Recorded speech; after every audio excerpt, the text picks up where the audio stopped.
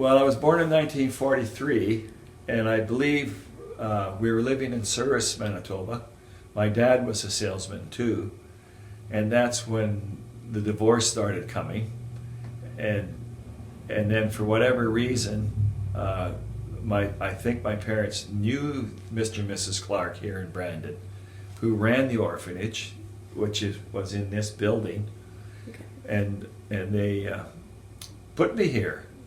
And my mother, and I don't really know how long I was here in the orphanage, because I got a lot of memories of it. So I don't think it was just a night thing, because I'd be sleeping here and I'd be playing here, and also like Billy Bone was from the Cree Nation that borders the Clear Lake area, and anyways, I can't really pronounce it properly or spell it, but it's like keepsake something. And then you can, and then when I met this historian, this Métis man, in a sporting goods store in Calgary, we kind of looked at each other, kind of smiled, and he had a pair of skates. And I said, "Are you a hockey player?" He says, "No, my son's a junior player." And he says, "What do you do, Rick?"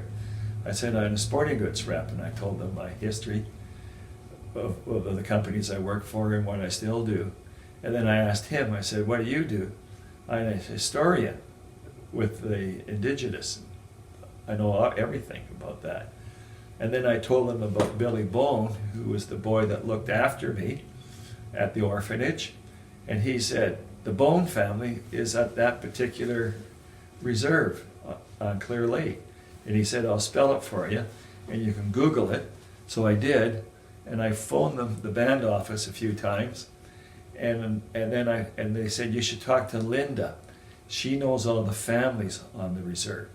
So I told her my story, and it was Billy Bone, and she said, "My name is Bone too. I'm Linda Bone, and our chief is Mr. Bone also." I said, "Oh, that's interesting." So I definitely got the right place. And then she told me, because she knew the family, there's two Billy Bones we had on the reserve. One was 96 years old, and what you told me what your age was, it's not him, but he passed away. But there was another Billy Bone, and he also passed away, Rick, and he was in his early 80s. And your age gap between him and you is about 5 years apart.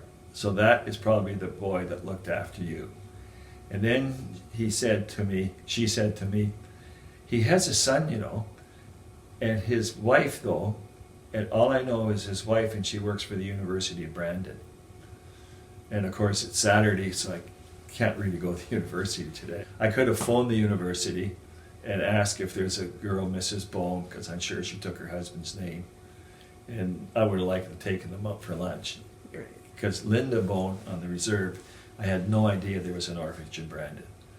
Well, I was born in 1943, and I was 4 years old, so I was probably here at 47, Okay. that type of thing.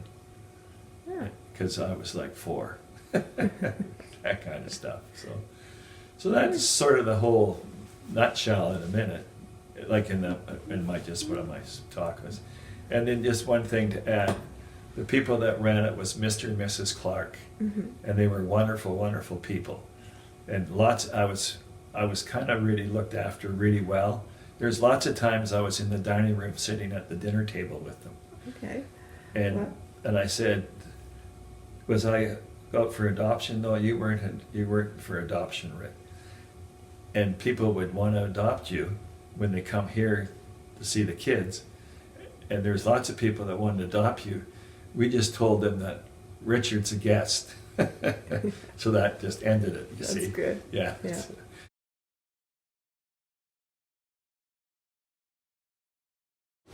I always remember it was a real beautiful room, and they had a big table. Well, to me it was a big table, Right. but I think it was like a really nice oak table and everything else. And there were several times that I would be with them for dinner. Not all the time. Sometimes I'd be with all the kids too, Okay. right? So, But this is all on your website too, isn't it? There was a little kitchen on the floor, and I think the kids were in one of those sitting rooms with the tables. But there was, to me, it was a really little kitchen. Yeah, and there was 3 girls that would do all the cooking. And I would go into them, and they'd make me a toasted bacon sandwich, the girls, because I would go in and visit them. This is definitely the playroom. This is like, to me, there was like 40 kids. I think we just did whatever we wanted down here. Like, of course, none of this stuff was down here. There was nothing to break. I can't remember if there's any girls here. I think it was just all boys for some reason. I can't remember any females at all.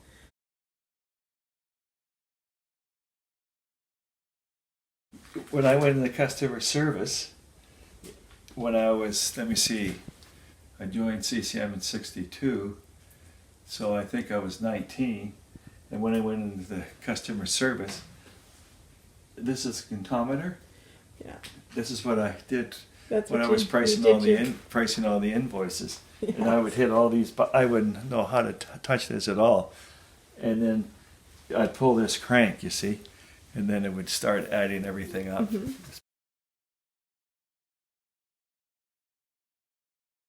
That you had took off the hook and it had like a stand. Mhm. I always remember my dad coming in here. He was a salesman, like this office.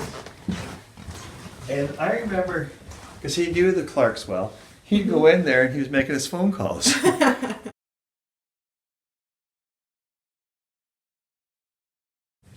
This would have to be the room where all the beds were. It's one of the dormitories at the time. I would think there was 12 or 14 beds in here, Okay. all lined up. Because this is the longest room, isn't it, up here? It's the longest room, yes. Yeah, this would be it then. Yeah. Yeah, that's for sure. Of course, I thought it was a lot bigger. But Yeah, I was this high, you know. You probably thought it was a huge room at that time. I was probably like 4 feet or 3.5 feet tall, that kind of stuff. So it's kind of neat. So this is the room that you slept in then, was it? Probably. Oh yeah, because I remember the room. And did you have a trunk at the foot of your It bed? seemed we had like a little box Okay. at the end of the bed. And I guess whatever I had, some sort of clothes in there, but I don't remember. You know, I probably just got up and got dressed and Right. never had a shower or whatever. Just